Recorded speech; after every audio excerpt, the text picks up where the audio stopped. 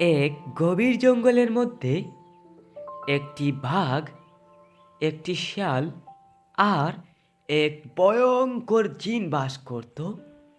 একদিন বাঘ, শিয়াল আর জিন এক জায়গায় মিলিত হয়। বাঘ গর্জন করে বলল, কে এখানে আমার শিকার ভূমিতে এসেছ? শিয়াল, এটা কি তোর কাজ? এইবার শিয়াল চালাকি করে বলল, আরে বাঘ মামা, আমি কি আর তোমার ক্ষতি করি? আমি তো শুধু নিজের খাবার খুঁজতে বেরিয়েছি। কিন্তু তোমার শিকার ভূমিতে আজ একটা অদ্ভুত গন্ধ পাচ্ছি।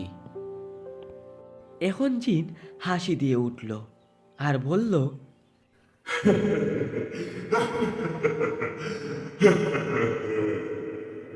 আমার মঙ্গল হয়তো পেয়েছ তোমরা। আমি চিনি এই জঙ্গলের গোপন রক্ষক। তোমাদের দেখছিলাম অনেক দিন ধরে। বাঘ অবাক হয়ে জিনকে বলল, জিন, তুমি আবার কি? তুমি কি আমাদের ভয় পাও না?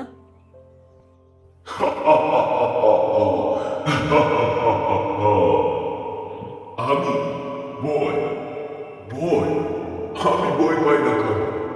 তবে আমি জানি তোমরা দুজনেই ভয় পাও আমাকে। এইবার শিয়াল চালাকি করে বলল, না না, আমি তো কিছুতেই ভয় পাই না। বরং আমি ভাবছি, তুমি যদি এত শক্তিশালী হও তবে একটা খেলাই আমাদের হারাও তো দেখি।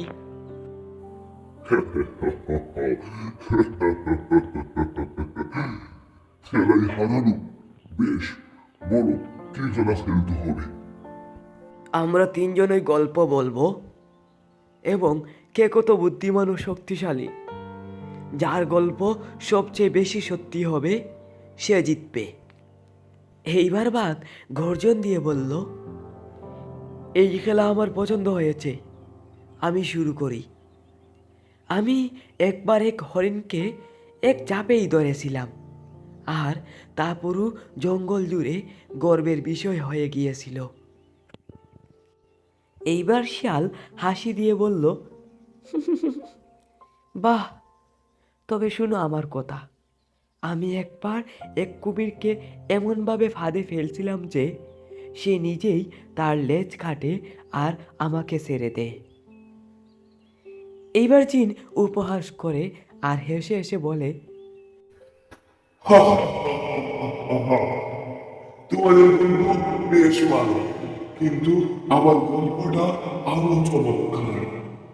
আমি একবার পুরো জঙ্গলের পানিতে ঘুম পাড়িয়ে এক রাতেই সব গাছের ফল খেয়ে ফেলছিলাম।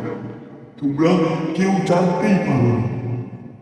বাঘ ও শিয়াল একসঙ্গে চমকে উঠে, কি, এটা কি সত্যি? জিন বলল,